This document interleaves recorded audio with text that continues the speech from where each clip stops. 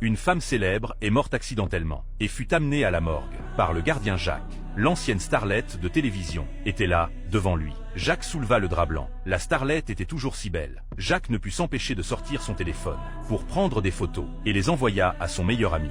Deux amis se précipitèrent à l'hôpital. Par curiosité, les trois hommes se retrouvèrent bientôt. L'ami demanda à Jacques s'il pouvait aller à la morgue pour voir la starlette, l'actrice. En tant que gardien de la morgue, Jacques accepta, mais en parcourant le couloir, Paul pensa que c'était une mauvaise idée. Il fut néanmoins entraîné dans la morgue par les deux autres. Paul dit qu'il pouvait attendre dehors, mais Jacques refusa, car ce serait facile d'être découvert à l'extérieur.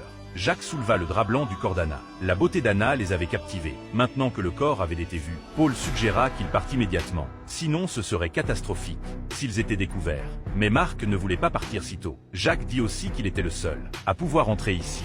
10 minutes plus tard, Marc sortit de la morgue, satisfait. Jacques, agité, entra à son tour. Mais pendant qu'il faisait son sale travail, les yeux d'Anna s'ouvrirent soudainement. Jacques hurla de terreur. Les deux hommes dehors entendirent le bruit et se précipitèrent à l'intérieur. Ils découvrirent qu'Anna était revenue à la vie. Ils ne savaient pas que c'était une erreur de diagnostic des médecins. Anna, qui avait simulé sa mort, avait été amenée à la morgue. Ils réalisèrent alors qu'Anna ne pouvait pas bouger, bien qu'elle fût consciente à ce moment-là. C'est la raison pour laquelle ils étaient prêts à faire quelque chose d'encore plus sinistre.